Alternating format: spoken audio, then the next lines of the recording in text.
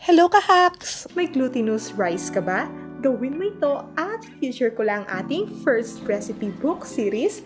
Gagawa tayo ng easy rolled cake. Una natin assemble ang mga dry ingredients. In our mixing bowl, maglagay lang tayo ng 1 1/4 cup ng glutinous rice flour at 1/4 cup ng rice flour. Isama na din natin ang 1/3 cup ng sugar. Also, half teaspoon of salt and mix it together. Then, ihalo na natin ang 3/4 cup of milk. And just add it gradually until well incorporated na ang ating dough.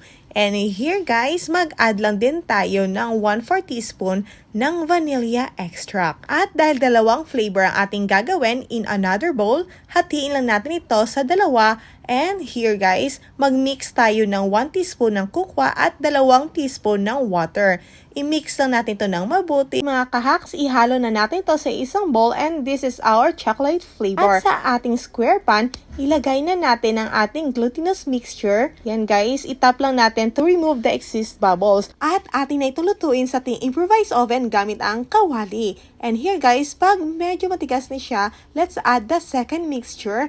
At lutuin natin muli ito for another 10 minutes. And you know it's done pag medyo titigas na ang ating mixture. At i-cool down lang natin ito para madali siyang i-roll. At now, i-prepare na natin ang ating pang-toppings. And here guys, I have this 1/4 cup of sesame seeds. Lutuin lang natin ito sa ating kawali until it turns golden brown. And here guys, pwede itong pang-toppings sa ating sesame roll. And this will eventually add textures sa ating ginagawang sesame roll. Sobrang sarap nito guys. And this is the best TiKoy recipe na na-try ko. At sobrang lambot ito guys. Even your kids would love this one.